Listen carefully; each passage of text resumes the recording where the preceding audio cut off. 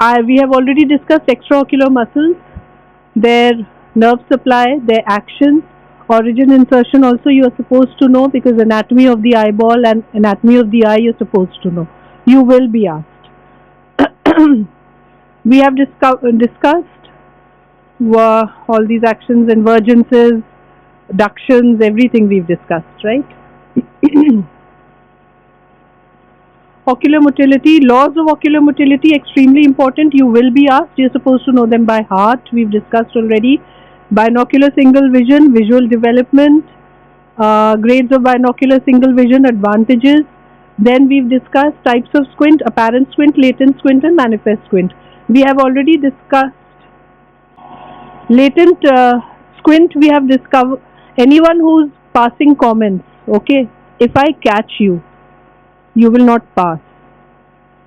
You may pass comments, but you may not pass ophthalmology if I catch you, because it's horrible to pass comments on your batchmates or anyone else for that matter. If I catch you, I will not say anything, but I'll remember it. So if you are very bold, you are free to pass comments, ठीक है, और नहीं तो शांति से बैठो. जिसको नहीं बैठना है, ओपन इन्विटेशन है. आप लोग को शायद रोल नंबर बोलने में डर लगता है कि मैम रट रही है. फ्रैंकली हमारे दिमाग में 1000 बातें होती हैं. हम लोग को ना तो चेष्टा को, जिसको मैं 1000 बार क्लास में बोल चुकी हूँ, वो वहां आई थी एक बार. मैंने कहा ये कौन बच्ची इतनी प्यारी सी कौन घूम रही है, मुझे लगा कोई न्यू ऑप्टोमेट्री के कौन है. फाइनली शीट है मैम चेष्टा. आई सेड अच्छा यू आर चेष्टा. इतना दूर से ना तो किसी का चेहरा याद होता है, ना हमको 150 बच्चों में रोल नंबर याद होगा. पर तब भी अगर आपको इस बात का खौफ है कि टीचर रोल नंबर याद करके और आपको कुछ कर देंगे, तो आप चुपचाप अपना रोल नंबर इस बच्चे को दे दीजिएगा.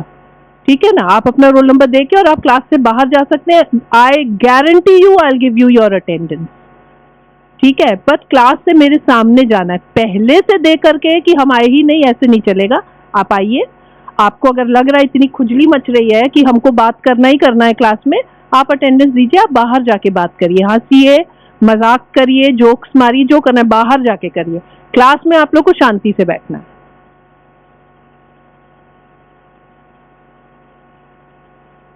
So anyway, pseudo squint was जब स्क्विंट होता नहीं है और लगता है कि स्क्विंट है. लेटेंट स्क्विंट वाज कि in the interest of binocular single vision आंखें सीधी होती हैं, पर अगर हम बाइनोक्यूलर सिंगल विजन को किसी भी तरीके से फ्यूज कर दें, या पेशेंट बीमार है या इनअटेंटिव है या अंडर स्ट्रेसफुल कंडीशन है, तो ये स्क्विंट दिखने लगती है. ठीक है, इसके मैंने आप लोग को सिम्टम्स बता दिए थे, डायग्नोसिस बता दिया था, cover uncover test, Maddox rod test, Maddox wing test, और सिनोप्टोफोर इवैल्यूएशन और प्रिज्म वर्जन टेस्ट मैंने कहा था आप लोग लर्न कर लीजिएगा. ट्रीटमेंट की जरूरत नहीं है, रिफ्रैक्शन दे सकते हैं. अगर स्मॉल स्क्विंट है तो नहीं जरूरत है. ऑर्थोप्टिक एक्सरसाइजेस करवा सकते हैं. सब इंक्रीजिंग ग्रेड्स में है ना. अगर पेशेंट को बहुत ट्रबल हो रहा है कि नहीं हमको डबल सा दिखने लगता है, ये है वो है, तो आप उसको रिलीविंग प्रिज्म या एक्सरसाइज करवा सकते हैं एडवर्स प्रिज्म से. Your last resort is operative treatment. Okay, so now today we will start with manifest squint और ट्रोपिया. लेटेंट स्क्विंट को फोरिया बोलते हैं, मैनिफेस्ट स्क्विंट को ट्रोपिया बोलते हैं. So it can be concomitant या कॉमिटेंट एंड इनकॉमिटेंट और पैरालाइटिक. नाउ क्या होता है कि I told you at the start of my squint lecture कि लास्ट जो स्लाइड है that is the most important, because उस स्लाइड में मैंने डिफरेंसेस बताए हैं, 10 differences between paralytic squint and concomitant squint. ठीक है, नाउ क्या होता है कि हो सकता है एग्जाम मैंने नहीं सेट किया, किसी ने सेट किया है, बाहर से आ रहा है, एक्सटर्नल ने सेट किया और उन्होंने आपसे डिफरेंस पूछ लिया कंकॉमिटेंट और इनकॉमिटेंट स्क्विंट. आप लोग को तो याद नहीं है, क्योंकि पैरालाइटिक तो ज्यादा इजी है याद करना. इनकॉमिटेंट देखा है, फिर बच्चे क्या करते हैं, एक जगह लिखते हैं कंकॉमिटेंट, एक जगह लिखते हैं इनकॉमिटेंट. ठीक है, क्योंकि ये तो क्वेश्चन पेपर में ही है. अब उनको पॉइंट्स तो सारे याद है, फिर वो इधर पॉइंट्स लिखेंगे इधर पॉइंट्स लिखेंगे, फिर उनको लगता है नहीं कौन सा कंकॉमिटेंट था, फिर एक एरो इधर से इधर बनाएंगे और इस वाले को इधर, फिर उस एरो को भी काटेंगे, फिर ऐसे कुछ बनाएंगे, फिर ऐसे, मतलब इतनी खिचड़ी बना देते हैं कि शायद मैम को लगेगा हमने ऊपर. नहीं नहीं नहीं नहीं, मैम अल्टीमेट वाला देख लेती है कि आखिर में आपने किसको कंकॉमिटेंट के पॉइंट्स क्या लिखे और इनकॉमिटेंट के क्या लिखे हैं. अगर उल्टा लिखा है तो आपको 0 ही प्राप्त होगा. ठीक है, तो आप लोग अभी ध्यान से सुन लीजिए. Sit down for today, next time please be on time. कि कंकॉमिटेंट या कॉमिटेंट, कॉमिटेंस मीन्स सेम है ना, सेम सेम, बस इतना याद रख लो.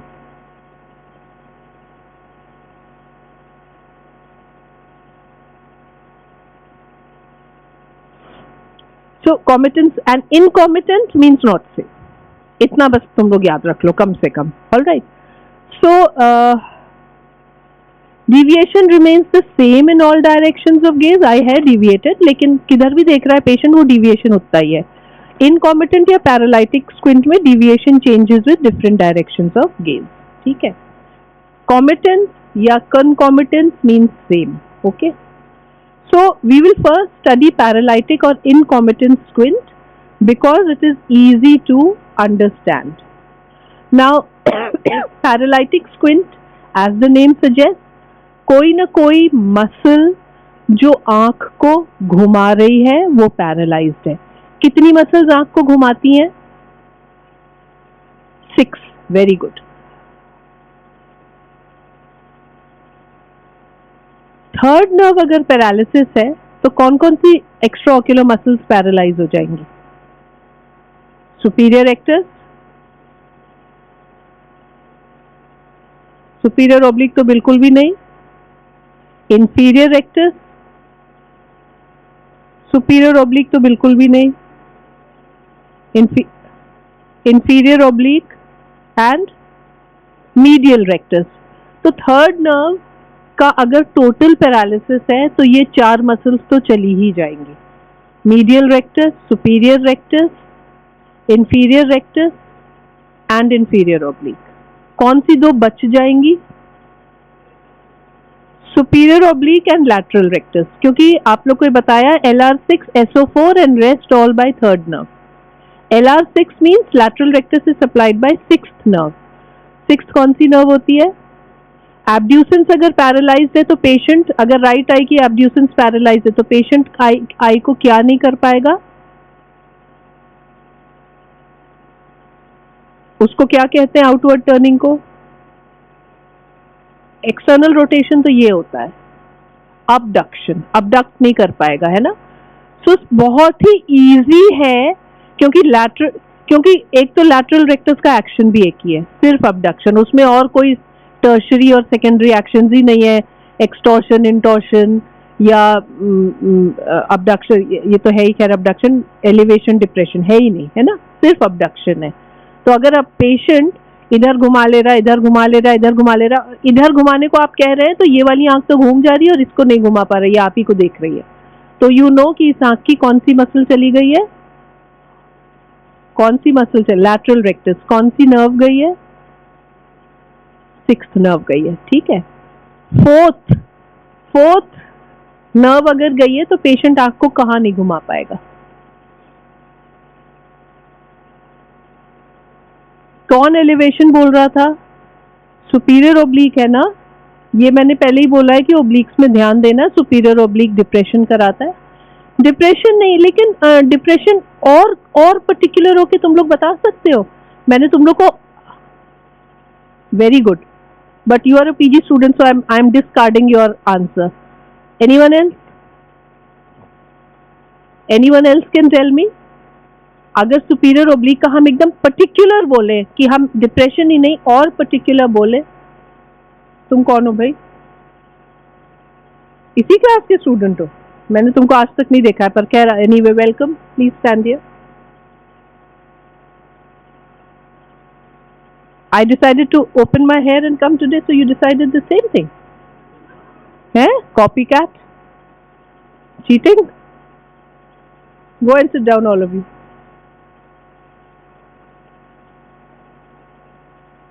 I hope you sing well because you look like a singer. With that kind of hair, you either sing well or you can get your hair cut. Does he sing well? Huh? I'm sure he doesn't. Do you sing well? No, he is saying he doesn't. Then please get a haircut. You could have said I sing well. मैं सुनती थोड़ी तुम्हारा गाना. And you could have kept your hair.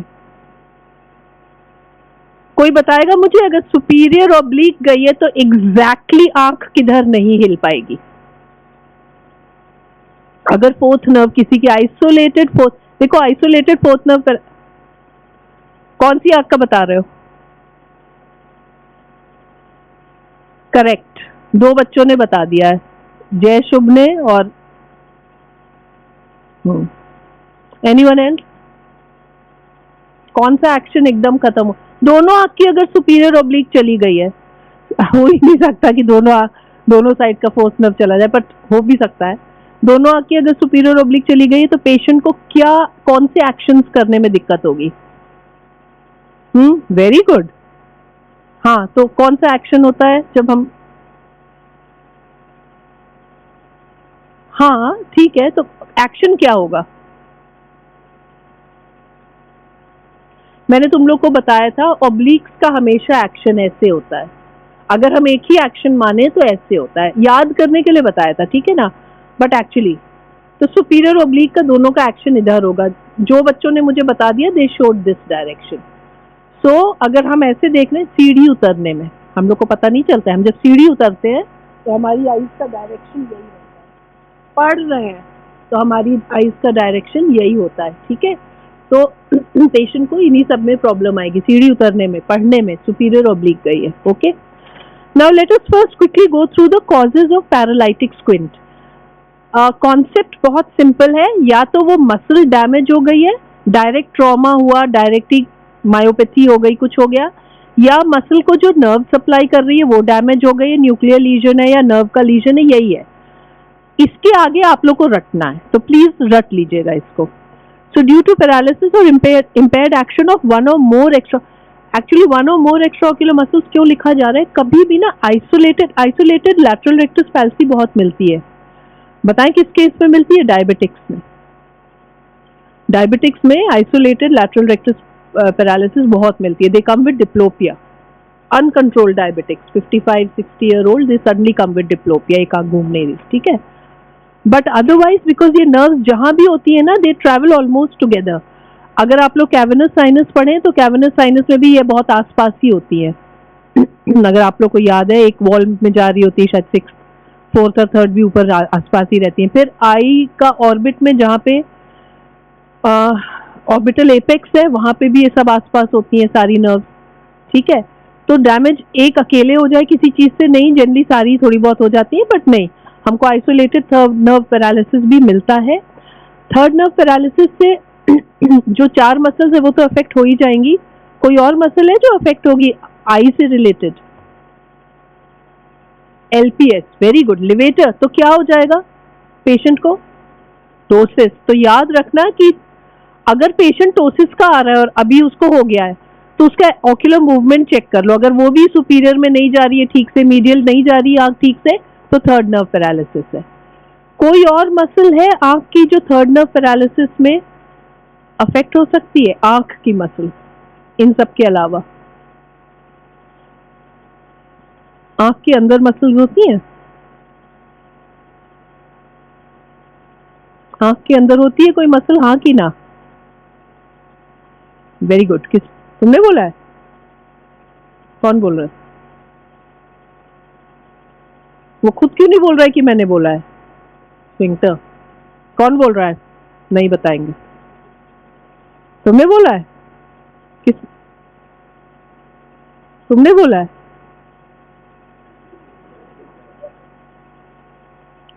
कौन सी आंख के अंदर muscle होती है जो कि थर्ड नर्व से सप्लाइड होती है? Sphincter pupillae, sphincter pupillae. तो थर्ड नर्व पैरालिसिस में प्यूपल का साइज क्या होगा? छोटा, बड़ा? डायलेटेड रहेगा ना, स्फिंक्टर प्यूपिली काम ही नहीं कर रही है, ठीक है? डायलेटेड प्यूपल टोसिस, और कुछ भी नहीं तो हाँ, एक्स्ट्रा ऑक्यूलर मीडियल ही नहीं जा रही, ऊपर ही नहीं ठीक से जा रही है, थर्ड नर्व पैरालिसिस। अब तो आप लोग डायग्नोज कर लेंगे, कोई भी पेशेंट ऐसे आए उसकी लिड उठा के पहले प्यूपल देखो, अरे ये भी डायलेटेड है तो थर्ड नर्व लग रहा है, थर्ड नर्व चली गई, ठीक है? So any of you who become neurosurgeons in future, at least this much you will remember from ophthalm. So neurogenic causes हो सकते हैं, या तो न्यूक्लियर लीजन्स है उस नर्व का न्यूक्लियस, मुझे अब एक भी नहीं याद है, मुझसे पूछने की कोशिश मत करना, ठीक है? बट तुम लोग को होपफुली याद होगा। Cerebrovascular accidents, infection, neoplasm, aneurysm etcetera, ये सब कॉजेज हैं जो न्यूक्लियर लीजन्स करा सकते हैं। Lesions of the nerve supplying the muscles, head injury में हो सकता है, मेनिंजाइटिस में, कैविनस साइनस थ्रोम्बोसिस में, आई टोल्ड यू ये सब कैविनस साइनस में एक साथ travel, fracture of the base of the skull, pressure from neoplasm और एन्यूरिज्म, ये सब एग्जाम में अगर आएगा तो आप लोग को लिखना पड़ेगा। मायोजेनिक कॉजेज हो सकते हैं of the muscle directly, congenital maldevelopment of a muscle, direct injury to the muscle or diseases of the muscle as in myasthenia gravis, Graves disease। Muscle ही नहीं काम कर रही है, ठीक है। What is Graves disease? Correct, good। Mechanical blow out fracture, mechanical मतलब कि वो मसल या तो बोन के टुकड़ों में फंस गई है इसलिए कॉन्ट्रैक्ट नहीं कर पा रही, या उसमें ट्रॉमा ही हो गया है कुछ, ठीक है। ब्लो आउट फ्रैक्चर, हीमाटोमा और swelling in the orbit which restricts the movement of the muscle, okay. So ये सारे कॉजेज हैं आपके, neurogenic, myogenic, mechanical and nerve का। फीचर्स ऑफ पैरालिटिक और incompetent squint. Now look at these photos. Limitation of ocular movement, that is easy to understand। अगर आंख को हिलाने वाली कोई मसल पैरालाइज्ड है तो आंख जहां पे भी ये मसल उस आंख को, जैसे कि अगर ये मेरी राइट आई है और ये लैटरल रेक्टस है तो लैटरल रेक्टस इस आंख को ऐसे हिलाती। अगर लैटरल रेक्टस पैरालाइज्ड है और मैं इधर देखने की कोशिश कर रही हूँ तो ये आंख तो घूम जाएगी, ये ऐसे ही रहेगी, ठीक है। अगर पेशेंट इधर देखेगा तो ऐसे ऐसे होगा। सो there will be limitation of ocular movement. Where will the limitation be? It will be in the direction of action of the muscle.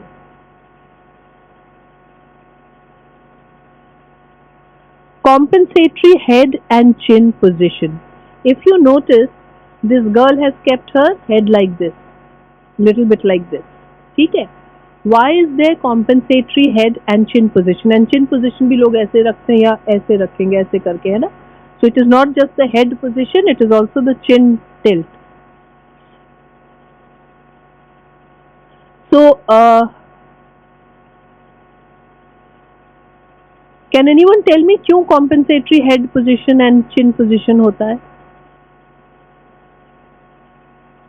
है? To prevent? Very good। Even if one child whispers it, I hear the correct answer. Somebody from here whispered diplopia। Paralytic squint में patient को diplopia होता है क्योंकि वो अच्छा खासा देख रहा है, अब वो इधर देखना चाह रहा है, एक आंख हिल ही नहीं रही है, तो दोनों विजुअल एक्सिस क्या होगा, ऐसे तो हमारे दोनों ऐसे होंगे ना, जिसको आप देख रहे हैं दोनों visual axis will be directed to that object of interest. अब आप आंख घुमाना चाह रहे हैं, एक आंख तो घूम गई, एक नहीं घूम रही है, तो दोनों विजुअल एक्सिस अब अलाइंड नहीं है, तो दो अलग अलग इमेजेस बनेंगी, उसको ब्रेन फ्यूज नहीं कर पाएगा और डिप्लोपिया होगा, ठीक है। सो डिप्लोपिया को हटाने के लिए या कैंसिल करने के लिए या निगेट करने के लिए patient adopts a compensatory head posture. Now my question to you people is, I am the patient, alright, this eye is normal and this eye में very easy lateral rectus paralysis है। I cannot move this eye. Now lateral rectus paralysis है तो आई straight नहीं रहेगी, unopposed tone या action of the medial rectus की वजह से ये आई ऐसे रहेगी। तो लैटरल रेक्टस पैरालिसिस में सिर्फ ये फाइंडिंग नहीं है कि पेशेंट आंख बाहर नहीं घुमा पा रहा है, उसमें ये भी फाइंडिंग मिलेगी कि उसकी आंख इजोट्रोपिया में है, ठीक है, उसकी आंख इजो में रहेगी, इजोट्रोपिया। सो ऐसे है। अब पेशेंट अपने सर को किस तरफ घुमाएगा कि उसको डिप्लोपिया नहीं हो, सीधा देख रहा है, उसको डिप्लोपिया हो रहा है इवन इन प्राइमरी गेज, इसमें भी हो रहा है। व्हाई? बिकॉज ये आंख सीधी है और ये तिरछी है। किस साइड घुमाएगा, ऐसे घुमाएगा कि ऐसे घुमाएगा? How many say left? Raise your hands because I heard few people. चलो हाउ मेनी से राइट?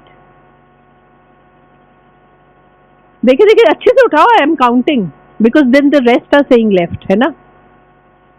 अच्छे से उठाओ, कैसे हो यार तुम लोग, हम बुढ़े हैं, तो यंग लोग हो यार, हाथ उठाओ अच्छे से। दो बच्चों ने उठाया, एक दो और उठाओ, 3 4 5 6 7 8 9 10 11 12 13। जो अच्छे से नहीं उठाएगा मैं उसको नहीं काउंट करूंगी। 14। सो ये लेफ्ट था कि राइट वाले थे बच्चे? इनका कहना है कि वो सर ऐसे रखेगा और बाकी 150 में से 14 हटा दीजिए तो जितने बच रहे हैं 136 बच्चे, जिसमें से 30 माइनस कर दीजिए, आए नहीं है, तो 100 बच्चे 106 उन लोग का कहना है कि पेशेंट आंख ऐसे करेगा। अब देखो, ठीक है, उसको डिप्लोपिया हटाना है ना, उसकी आंख ऐसे है।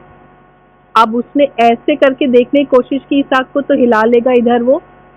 अगर हम ऐसे करते हैं तो आप ये देखिए कि मेरी ये आंख और इधर आती। If I want to look at her straight, now I turn my head and I want to look at her. Do you see where my eye is turning? It is turning outward. But this eye cannot turn outward because it's paralyzed. So this patient will keep the head like this. This eye is already turned inwards and वो inward turn हो सकती है, तो इसको भी ऐसे ही रखेगा और इसको, ये तो आराम से outward है, तब दोनों का visual axis. So patient in para. So those 14 children were right basically. Jeshub, you were not one of them. But जो चेष्टा में तो हाथ उठाया था, very good. और दो पीछे बच्चे थे, उन लोग ने भी बहुत खुशी खुशी उठाया था.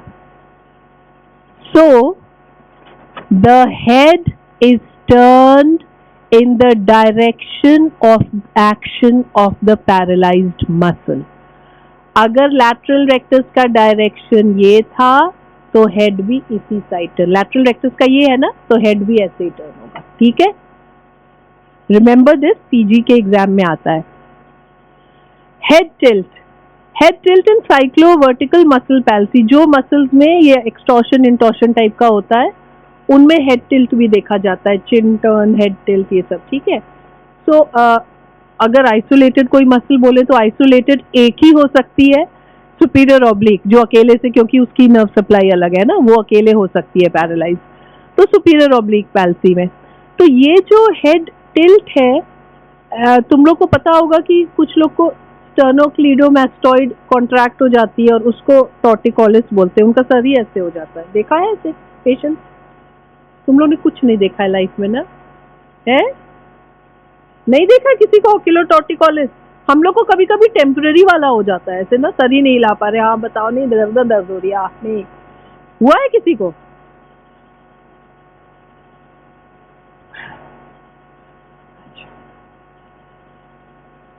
खैर, तो ये तो टॉर्टिकोलिस हुआ. लेकिन अगर पेशेंट ने अपना सर तिरछा रखा है डिप्लोपिया हटाने के लिए, क्योंकि उसकी सुपीरियर ऑब्लिक या साइक्लोवर्टिकल कोई मसल पैरालाइज्ड है, तो उसको हम ओक्यूलर टॉर्टिकोलिस कहते हैं. ठीक है, पेशेंट ऐसे ही रखता है अपना सर ऐसे, not because he has attitude but because, या. डिप्लोपिया और डबल विजन. ओह, ये पूछना चाहिए था तुम लोग से, इसमें मैंने ये वाला क्यों नहीं बनाया. डिप्लोपिया और डबल विजन होगा because the visual axis are not aligned. Okay.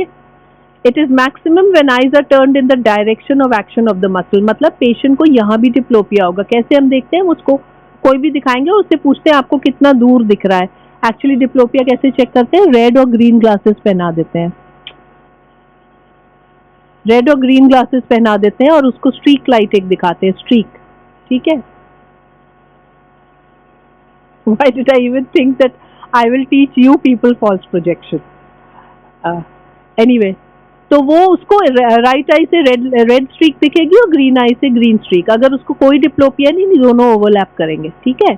अगर उसको डिप्लोपिया है तो दोनों थोड़ा सा ऐसे रहते हैं. ठीक है, सेपरेटेड रहेंगे. और अगर पेशेंट से आप फिर बोलेंगे इधर देखिए, तो इस आंख से तो देख लेगा, इससे देख नहीं पाएगा, तो दोनों में सेपरेशन और बढ़ जाएगा. तो हम लोग डिप्लोपिया चार्टिंग करते हैं एक्चुअली, हर जगह दिखा के एक ग्रिड बनाते हैं 9 स्क्वायर्स की, और पेशेंट को हर जगह दिखवा के और फिर उसका ड्रॉ किया जाता है कि उसको कैसा दिख रहा है और कितना सेपरेशन है ऑल दैट. ठीक है, fine. So diplopia is because visual axis are not aligned. So paralytic squint में डिप्लोपिया होगा पेशेंट को. Vertigo. Vertigo due to nausea and vomiting are due to diplopia and false projection.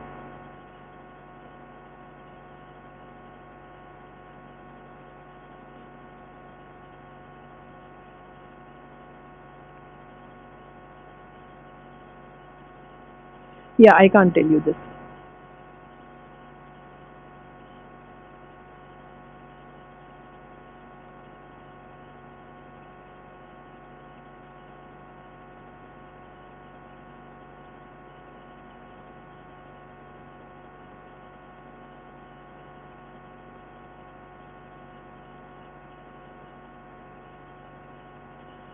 So patient को ना थोड़ा सा चक्कर सा भी आ सकता है, और चक्कर और नॉजिया वॉमिटिंग। तुम लोग ने देखा होगा कि अगर कोई भी इस तरह का चीज होता है, जब हमारा विजुअल थोड़ा सा वो होता है तो हम लोग को नॉजिया वॉमिटिंग लगने लगता है। अगर पुराने जमाने में ऐसे अम्यूजमेंट पार्क्स होते थे जिसमें एक टनल से जाना होता, तो उसमें लाइट ऐसे ऐसे जाती थी बहुत, तो हम लोग सीधा नहीं चल पाते थे, इतना चक्कर आता था। नॉजिया वॉमिटिंग तो नहीं, बट हाँ नॉजिया लग सकता है, ठीक है। सो डिप्लोपिया की वजह से ये सब होता है। And what is false projection में आप लोग को एक जो समझना चाहते हैं, नहीं तो आप लोग ऐसी बस वर्ड ये लर्न कर सकते हैं। फॉल्स प्रोजेक्शन मीन्स कि जनरली हम जब किसी को देखते हैं तो उस ऑब्जेक्ट ऑफ इंटरेस्ट से, जो विजुअल एक्सिस की मैं बात कर रही हूँ, तो वो जो रेज आती है वो हमारे फोविया या मैक्यूला पे आती है, ठीक है, हम फोविया से ही देखते हैं। तो उसके बाद अब एक आंख घूम गई है, ठीक है, आइडियली तो दोनों आंख के फोविया पे पड़ना चाहिए था। अब ये क्योंकि घूम गई है तो इसकी फोविया पे उस ऑब्जेक्ट से रेज नहीं पड़ रही है, रेटिना के किसी और हिस्से पे पड़ रही है। अब रेटिना का हर हिस्सा स्पेस में ऑब्जेक्ट हमें कहीं दिखाता है। जैसे फॉर एग्जांपल टेम्पोरल रेटिना से हम नेजल वाला पार्ट देखते हैं, नेजल रेटिना से टेम्पोरल वाला पार्ट, ठीक है। तो अब वो रेज आकर के अगर टेम्पोरल रेटिना पे पड़ रही है rather than on the fovea, temporal retina पे ज्यादा पड़ रही है, तो टेम्पोरल रेटिना नेजल, तो हमें लगेगा वो ऑब्जेक्ट इधर है, nasal side. This is called false projection, ठीक है। जस्ट थिंक कि where on what part of the retina the rays are falling, whatever image in space that part subtends, we will assume that the object is also there, इसीलिए ऐसे double double दिखता है, ठीक है। This is false projection. तो इसकी वजह से पेशेंट को चक्कर आ सकता है, ये हो गया। Now angle of deviation varies in different directions of gaze. This is common to understand कि अगर पेशेंट की आंख थोड़ी सी इधर घूमी हुई है तो पेशेंट ने इधर देखा तो अब एंगल ऑफ डिविएशन अलग हो गई, इधर देखने की कोशिश कर रहा है, अगर पार्शियल पैरालिसिस है तो थोड़ा सा घुमा भी सकता है। बेसिकली जस्ट नो कि एंगल ऑफ डिविएशन जो है it varies in different directions of gaze. Secondary deviation is always greater than primary deviation. What was Hering's law? Stand up and tell somebody.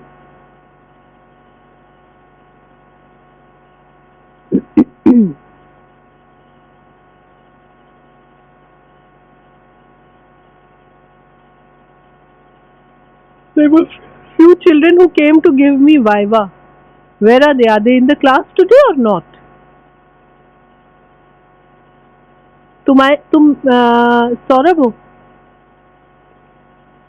Anyone else? एक लड़का बहुत running में prize जीत रहा है, वो तुम तो नहीं थे ना? देख के भी नहीं लग रहे हो, भागने दौड़ने वाले टाइप के लग नहीं रहे हो। वो लॉन्ग जंप पे भी गोल्ड मेडल जीत गया और 100 मीटर्स में भी। उसका नाम भी कुछ, हाँ क्या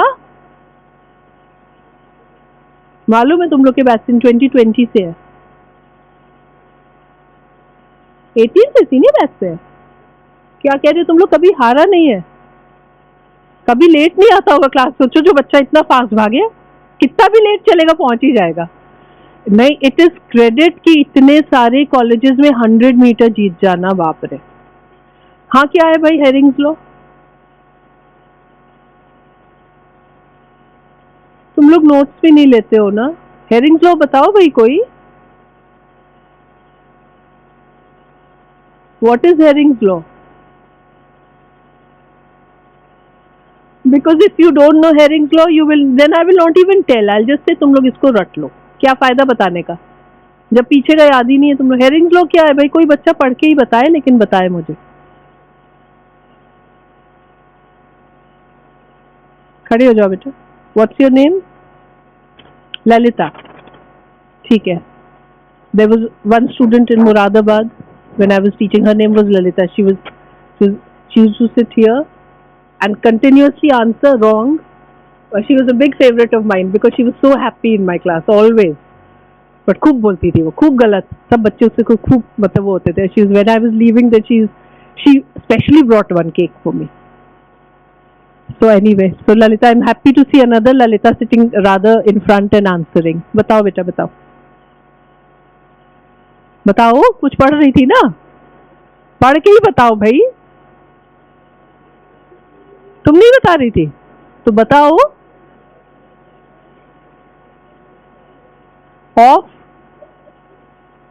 Of yoke muscles, correct.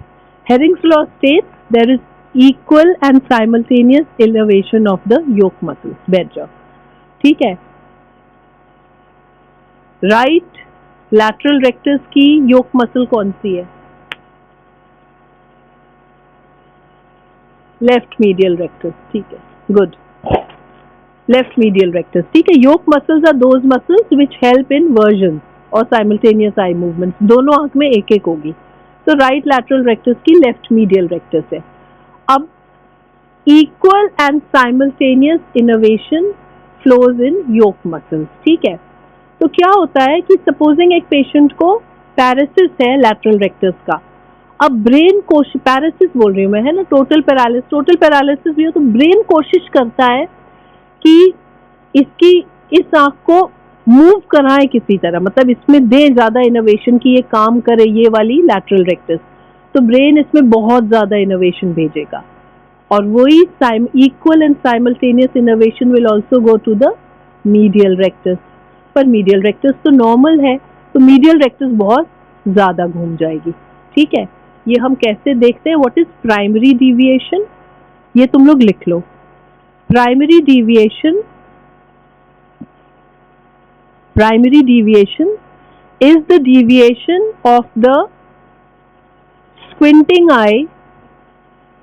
Primary deviation is the deviation of the squinting eye when the normal eye is fixating. Primary deviation is the deviation of the squinting eye when the normal eye is fixating. The boy who came late and who's sitting last and looking at his mobile, what did I just say? Stand up. Are you from the supply batch? Remand batch? No. Where is your register? Are you writing? You can leave the class. Please go. I am not giving you your attendance also. You can leave. तुम पीछे बैठ के mobile देख रहे हो, तुम लोग यहाँ क्या हमारी बेइज्जती करने आते हो? हैं? हम लोग बेइज्जती तो क्या तुम क्या कर लोगे? मतलब डिसरिस्पेक्ट शो करने। और बाहर निकलो पहले, तो तुम बाहर जाओ। जितना देर खड़े रहोगे मुझे इरिटेशन होगा। आराम से बैठ के मोबाइल देख रहा है, हिम्मत कैसे हुई तुम्हारी? Next time I'll take your mobile and not return it. I'll throw it. हिम्मत देखो। मैं देख लूँ कि अब बंद कर देगा, अब बंद कर देगा। आधा घंटा हो गया, 40 मिनट, वो मोबाइल छोड़ ही नहीं रहा है। आए क्यों भाई फिर? और उसके बाद पापा मम्मी से फोन कराने लगते हैं। पापा बेचारे मिठाई का डब्बा लेके आते हैं, पास करा दीजिएगा, पास करा दीजिएगा। So primary deviation is the deviation of the squinting eye when the normal eye is fixating. मैं एकदम नॉर्मल सी चीज बता दूं, आप पेशेंट को सामने एक पेन दिखाइए, पेशेंट जिसकी एक आंख में स्क्विंट है, ठीक है। अभी हम सिर्फ हॉरिजॉन्टल डिविएशन की बात करेंगे, बिकॉज बाकी डिविएशन तो हम लोग के लिए भी बहुत टफ है, ठीक है। तो आप पेशेंट को एक पेन दिखाइए अब, या सॉरी टॉर्च दिखाइए, ठीक है, टॉर्च दिखाइए आप, और आप उसकी ये वाली आई नॉर्मल है और ये स्क्विंट कर रही है। अब आपने देखा कि टॉर्च का जो रिफ्लेक्शन है इस आई में तो कॉर्निया पे सेंटर्ड है, और इस आई में वो या तो अंदर पड़ रहा है या बाहर पड़ रहा है। अगर उसकी आई बाहर की तरफ टर्न्ड है तो वो अंदर की तरफ पड़ेगा, और अंदर की तरफ टर्न्ड है तो वो रिफ्लेक्शन बाहर की तरफ पड़ेगा। मैं अभी आप लोग को हर्शबर्ग टेस्ट दिखाऊंगी, तो हर्शबर्ग टेस्ट से हम गेज कर सकते हैं कि कितना डिविएशन है। सपोजिंग उसका डिविएशन 15 डिग्रीज है, ठीक है, 15 डिग्रीज है।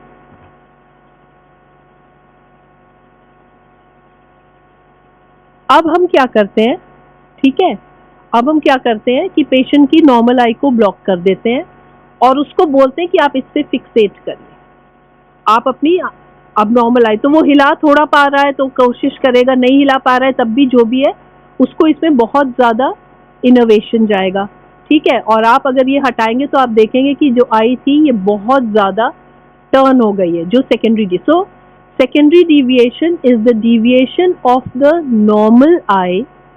Secondary deviation is the deviation of the normal eye when the paralytic or the squinting eye is forced to fixate, ठीक है, when the squinting eye, paralytic squint में secondary deviation is always more than primary deviation, because secondary deviation में आप paralytic आई को फिक्सेट करने के लिए force कर रहे हैं तो ब्रेन उसमें बहुत ज़्यादा इनोवेशन भेज रहा है, वो ही इनोवेशन नॉर्मल आई में भी जा रहा है तो वो ज़्यादा डिविएट हो जा रही है। ठीक है, इसमें बहुत तुम लोग डिटेल में मत जाओ, अगर इतना भी कॉन्सेप्ट याद है, समझ में आ जा रहा है, डोंट थिंक बट मैम ऐसे वैसे, डोंट गेट इनटू दैट। ठीक है, इतना बस लर्न कर लो। फॉल्स प्रोजेक्शन मैंने बता दिया of the image in space. Visual activity is normal actually, और तो पेशेंट को अनलेस कि उसको ट्रॉमा की वजह से, बट अगर उसको सिर्फ पैरालाइटिक स्क्विंट है तो पेशेंट का विजुअल एक्टिविटी नॉर्मल रहेगा and there is no amblyopia. ये चीज याद रखने की है when we start comparing with the other type of squint. So quickly once we if we revise, limitation of ocular movement, compensatory head and chin position, don't talk. Diplopia or double vision, vertigo, nausea and vomiting. Angle of deviation is different. Paralytic squint में angle of deviation vary करती है. Secondary deviation is always greater than primary deviation. False projection and visual acuity remains normal. What did I do? It must be somewhere. Frankly, I don't know where it is. Okay, it's here. Ooh. All right.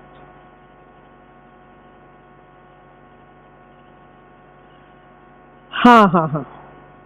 Now coming to total ophthalmoplegia and external ophthalmoplegia and internal ophthalmoplegia.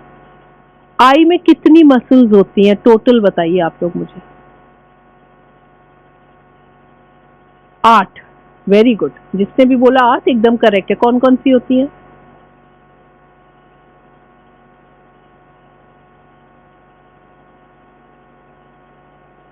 कुछ नहीं सुनाई दे रहा है मुझे। कितनी muscles होती हैं बताइए? 8 होती हैं। कौन कौन सी?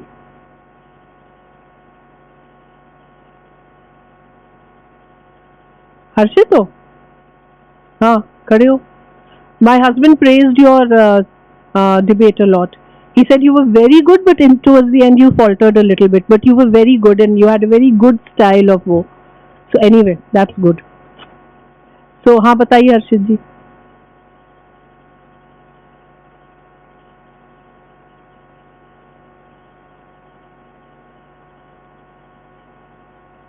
हाँ देखो, एलपीएस को ना हम लोग आंख की मसल में नहीं मानेंगे, बट बेसिकली जब ये सारी मसल पैरालाइज हो रही है ना, मतलब थर्ड नर्व गई है, तो थर्ड नर्व में एलपीएस पैरालाइज हो ही जाती है। तो चलो हम काउंट कर लेते हैं एलपीएस। और वेरी गुड, इसने 9 बता दिया। Excellent, sit down, very nice. इतनी सारी मसल्स होती हैं, अगर ये सारी पैरालाइज्ड है, सारी, तो हम उसको टोटल ऑफ्थैल्मोप्लेजिया कहते हैं। ये सारी कब पैरालाइज हो जाएंगी? थर्ड, फोर्थ, सिक्स्थ नर्व चली गई है, और सिंपैथेटिक, सर्वाइकल सिंपैथेटिक से स्फिंक्टर प्यूपिली मतलब सप्लाई होता है, तो वो भी चली गई है। ठीक है, sphincter, what am I saying, dilator pupillae supply होता है। Actually this doesn't happen. Sphincter pupillae चली जाती है because of third nerve, dilator pupillae is not, तो प्यूपिल एक्चुअली डायलेटेड हो जाता है। ठीक है, so basically third, fourth, sixth nerve सब चली गई, सारी मसल्स। तो आंख हिलेगी क्या पेशेंट की? कहीं भी नहीं हिलेगी। बताएं, ये इस टाइप के पेशेंट्स इतने सारे हम लोग ने, जब कोविड का फर्स्ट वेव जस्ट स्टार्ट हुआ था, आई स्टिल रिमेम्बर, बाद में तो कितनी स्टडीज हुई, एंड एक पेशेंट आया हम लोग के पास, highly diabetic, and he was PL negative, and उसकी आई थोड़ी सी प्रोप्टोज थी, टोसिस था उसको, और उसकी आई कहीं भी हिल, मतलब देयर वाज टोटल ऑफ्थैल्मोप्लेजिया, और प्यूपिल भी डायलेटेड था, मतलब स्फिंक्टर प्यूपिली भी गई हुई थी। तो ही वाज पीएल नेगेटिव, तो हम लोग को ऐसे भी कुछ नहीं करना था, डायबिटीज था, तो हमने मेडिसिन रेफरेंस किया कि भाई बहुत हाईली डाय, कुछ 400 टाइप का शुगर था। And you know, this was just the first wave of Covid when no studies had come out. I was in NIMS at that time regarding fungal ये जो ये सब म्यूकर हो रहा था इतना ज्यादा ना, बाद में कितनी स्टडीज आ गई कि म्यूकर से कितने लोग मर गए, बाप रे कितना भयावह केसेस वो।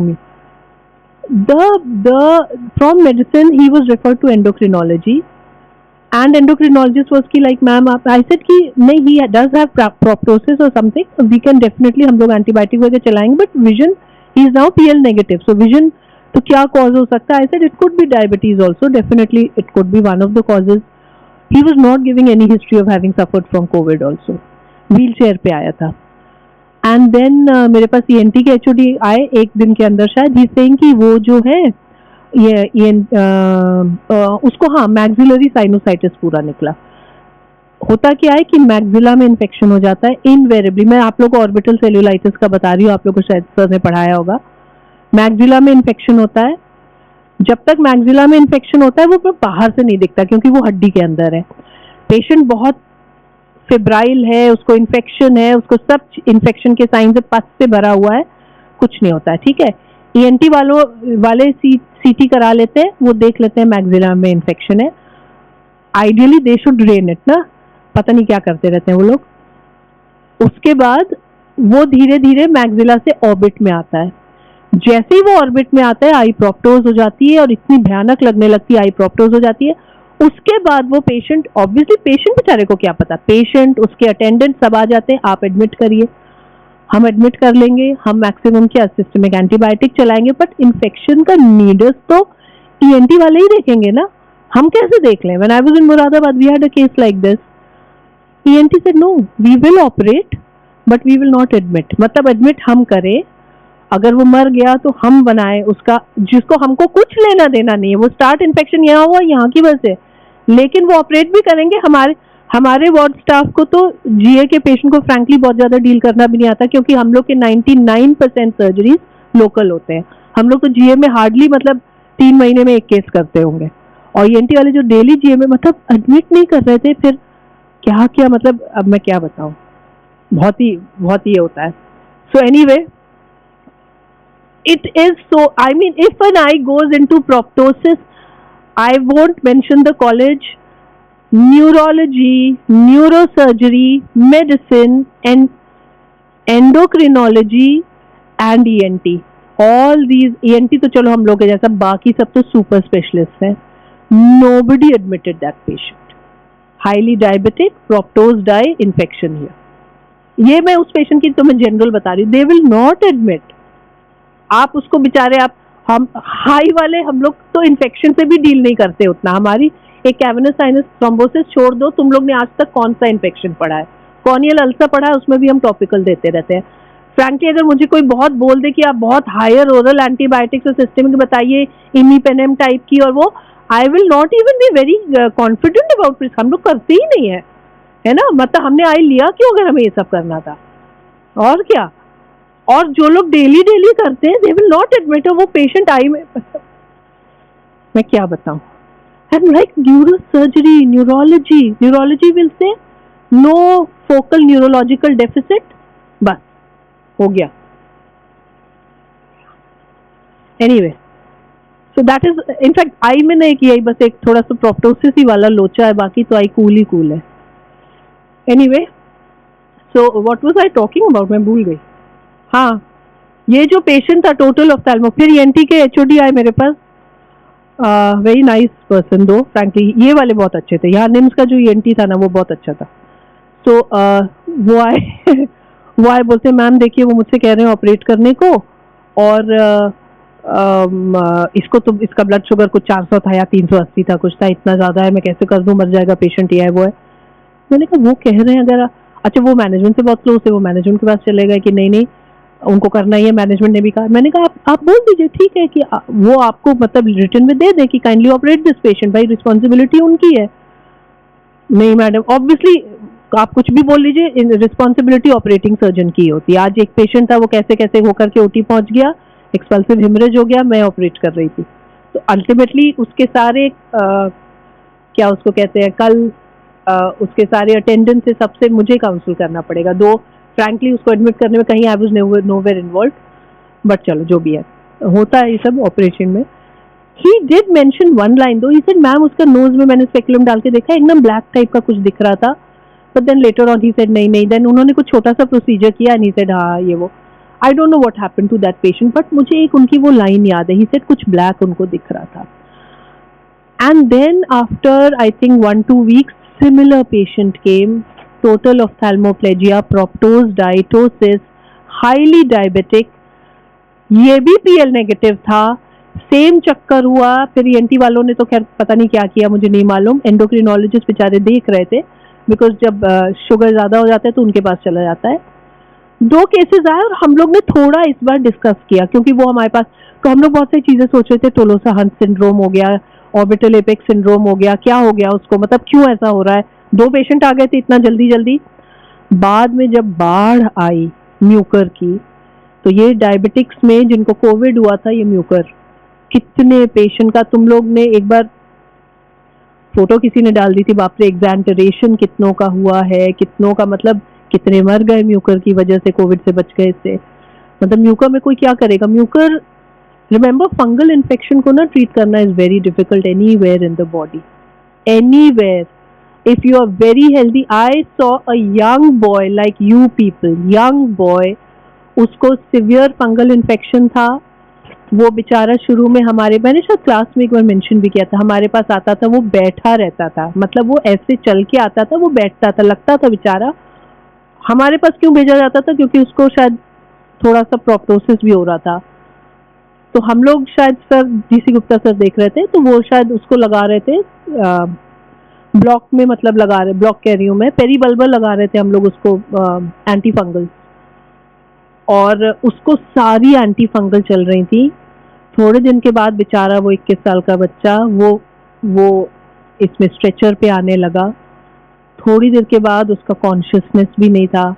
मतलब in a multi speciality hospital with so many departments looking after him, we could not, जबकि सब चल रहा है, उससे ज्यादा कोई क्या करेगा, ब्रेन में जाके ऐसे से म्यूकर हटाएगा तो नहीं. सो रिमेंबर, इम्यूनिटी बहुत एक तो अच्छी होनी चाहिए. And fungal, be very careful if you are cleaning up rooms जहाँ पे फंगस लगा है, always wear a mask. I know of a girl in NIMS, she disappeared for 3 months. वो एग्जाम देने बाद में आई स्पेशल परमिशन लेके. क्यों? उसके हॉस्टल रूम के बाथरूम में फंगस लगा था. वहां पे वो गीजर ऑन करके शायद, मतलब डॉक्टर का नहीं अज्यूम किया ये हुआ होगा, पूरी wall was covered in fungus because of seepage. उसमें शायद वो गीजर में गर्म पानी में नहाती थी, and that fungus, she got aspergillosis और सम लंग्स में. 3 months she was on bed, चल भी नहीं पाती थी. Even when she came to give the exam she could not breathe properly. So fungal infection is really bad. Nail पे हो जाता है, 6 महीने तक डॉक्टर दवाई खिलाते रहते हैं, ठीक कहाँ होता है. सो you all should be very careful when cleaning. हम लोग ना क्लीन इंडिया में उतना ध्यान नहीं देते. when cleaning anything, डब्बा कोई आपका रह गया, आपने खोला, वो फंगस से भरा है, ऐसे ऐसे मत पानी के नीचे धो दीजिए कि स्पोर्स उड़ उड़ के जा रहे हैं. फेंक दीजिए डब्बा, स्टील का भी हो तो फेंक दीजिए. मैं तो कितने फेंक चुकी हूँ. मैं नहीं रखती हूँ, डॉक्टर पंकज छोड़ देते हैं अपने टिफिन में, वो देते नहीं है धुलने के लिए, हम लोग को फेंकना पड़ता है. एनीवे, है हर्षित, बताना मत सर को, बट वो करते हैं ऐसा काम. कभी कभी मैं भी कर देती हूँ, ज्यादातर उन्हीं का होता है. So total ophthalmoplegia, it means involvement of both extrinsic मतलब 6 extraocular muscles and intrinsic muscles. ठीक है. In unilateral cases the lesion is in the cavernous sinus. मैंने बोला था कैवर्नस साइनस में 3rd, 4th, 6th नर्व साथ साथ जाती है, और in the superior orbital Fisher, superior orbital, इसलिए मैंने ऑर्बिटल एपेक्स सिंड्रोम कहा था. ठीक है. And in bilateral cases, it may be vascular or inflammatory cause in the brain stem. Signs अब आप लोग को सब समझ में आएंगे. Ptosis, slight proptosis. देखो ये स्लाइट प्रोप्टोसिस क्यों हो रहा है. टोटल सारी जो मसल्स है ना, उनमें एक टोन होता है जो आईबॉल को खींच के थोड़ा सा रखती है. अगर सारी पैरालाइज हो जाएंगी तो आईबॉल थोड़ी सी प्रोप्टोज हो जाएगी. ठीक है. डाइवर्जेंस ड्यू टू एनाटॉमिकल, सारी पैरालाइज्ड है तो हमारी आई का एनाटॉमिकल पोजिशन ऑफ रेस्ट थोड़ा सा ऐसे है, हल्का सा ऐसे. ठीक है. No movement of eyeball in any direction, fix dilated pupil, no reaction to light accommodation और convergence, and total loss of accommodation. है 2 बार अकोमोडेशन लिख दिया मैंने. खैर, एक्सटर्नल ऑफ्थैल्मोप्लेजिया में it is due to paralysis of extrinsic muscles which consist of 6 extraocular muscles and the levator. It is due to nuclear lesion without affecting the Edinger Westphal nucleus. ये total ophthalmoplegia होगा, लेकिन इसमें pupal वाली नहीं जाएंगी, है ना, pupillary reaction, accommodation, ये सब नॉर्मल रहेगा. Okay, so this is the difference between total ophthalmoplegia, external ophthalmoplegia and internal ophthalmoplegia. Quickly, third nerve paralysis में क्या क्या फीचर्स मिलेंगे? टोसिस, लॉस ऑफ अडक्शन और पुअर एलिवेशन भी, डिप्रेशन भी. क्या होगा? Ptosis due to weakness of LPS. Eyeball is slight divergent and slightly turned downwards due to unopposed action of lateral rectus and superior oblique. In torsion of eyeball, ये सब छोड़ दो तुम लोग, इतना नहीं लर्न करने की. Ocular movements are restricted in all direction except outward. ठीक है, all ही डायरेक्शन. भाई सुपीरियर रेक्टस है तो ठीक है, सुपीरियर ओब्लिक, सुपीरियर रेक्टस भी चली गई इनफैक्ट, और इंफीरियर ओब्लिक भी चली गई, है ना, तो दोनों तो एलिवेशन तो एकदम ही चला जाएगा. थोड़ा सा डिप्रेशन रहेगा सुपीरियर ओब्लिक के अनअपोज्ड एक्शन की वजह से. ठीक है, सो ocular movements are restricted in all directions. Pupil is dilated and does not constrict to light or convergence. ठीक है, स्फिंक्टर प्यूपिली भी चली गई. सो टोसिस लर्न कर लो, डाइवर्जेंट आईबॉल लर्न कर लो, ocular movements restricted in all directions except outward, and pupil dilated and non-reacting. ठीक है. Fourth nerve palsy जरूरत ही नहीं है जानने की, सिक्स जान लो. मोस्ट कॉमन है, occurs due to raised intracranial tension and long course of this nerve and its angulation over petrous tip of the sphenoid bone. It is a false localizing sign, क्योंकि ये petrous tip of sphenoid bone की वहां पे raised intracranial, वहां पे pressure पड़ने से जाती है. ठीक है, like I told you, diabetics में भी बहुत ज्यादा मिलता है. आईबॉल इज रोटेटेड इनवर्ड्स, मैंने बोला था आई ईजो में रहेगी. डिफेक्टिव अबडक्शन, थोड़ा बहुत, अगर पैरालिसिस है तो थोड़ा बहुत अबडक्शन होगा, कंप्लीट है तो बिल्कुल ही नहीं होगा. Face is turn towards the direction of action of the muscle. ठीक है, आज के लिए इतना ही. ओके.